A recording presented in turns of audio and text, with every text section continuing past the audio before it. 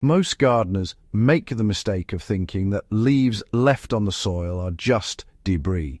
They don't see that this material is one of the fastest, cheapest, and most effective ways to build fertile humus.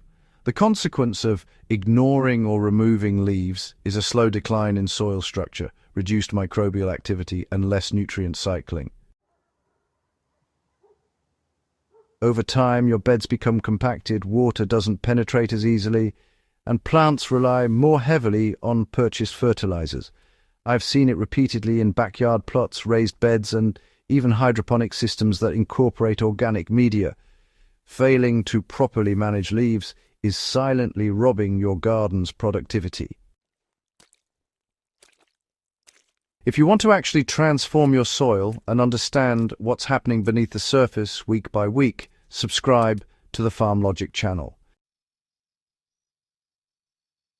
We'll break down a 4-week observation of leaves turning into humus and what it means for your garden.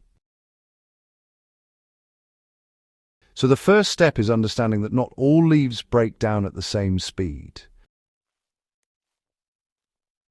Oak, maple, and beech leaves decompose differently because of their structure and lignin content. Oak leaves are dense and take longer to break down, while maple leaves are thinner and richer in nitrogen, so they compost faster. In my raised beds, I separate leaves by type when I want rapid humus formation. For a small backyard bed, I'll use a mix, roughly 3 parts maple to 1 part oak. This provides a balance between fast decomposition and stable organic matter that, persists in the soil. In hydroponic or organic-based substrates, shredded leaves can be partially decomposed before incorporation to avoid sudden nutrient imbalances that could harm roots. Moisture is critical for the decomposition process, and honestly, most gardeners get it wrong. Leaves left dry on the surface will barely decompose even after weeks. Too much moisture, and they become slimy, anaerobic, and slow to break down. In my tests, maintaining a damp but not soaked layer is, ideal. In a raised bed, I'll layer leaves about 2 inches thick, then lightly water them every few days to keep them evenly moist. For a 4-week observation, this moisture level consistently allows microbial activity to flourish without creating foul odors or matting. In hydroponic media, partially decomposed leaves must be soaked and aerated before use to prevent localized oxygen depletion, which would harm roots. Microbial activity is what actually turns leaves into humus. It's not magic or fertilizer, it's soil life. Bacteria and fungi colonize the leaves, breaking down cellulose and lignin. Within the first week, you'll start to notice small white fungal threads on the leaf surfaces and a slight earthy smell. That's the first stage of humus formation. I track this by lifting a small section of leaves weekly.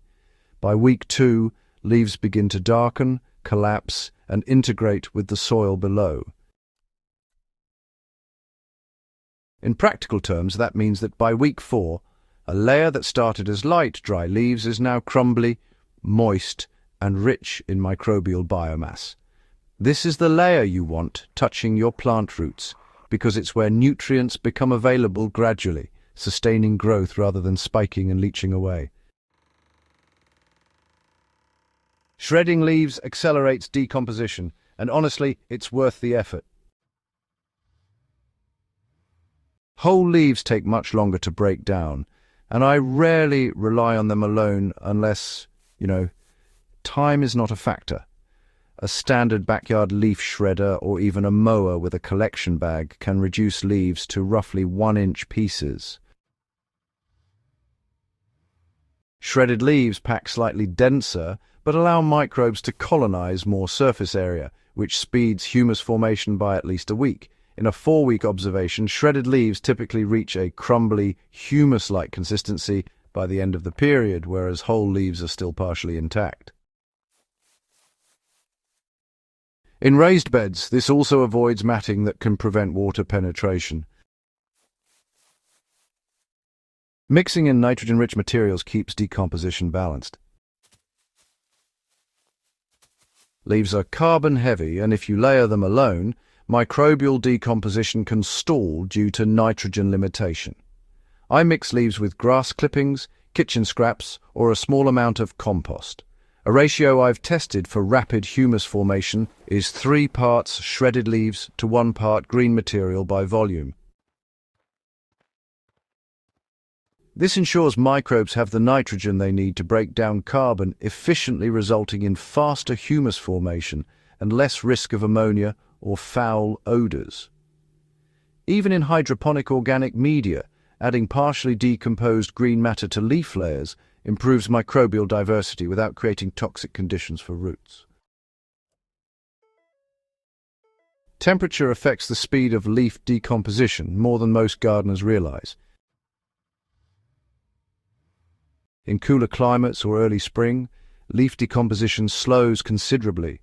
I've observed that in shaded raised beds, even properly shredded and moistened leaves decompose roughly 1/4 slower than in sun-warm beds.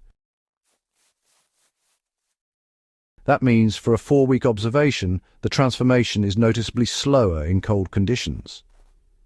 The practical takeaway is to manage layers and exposure.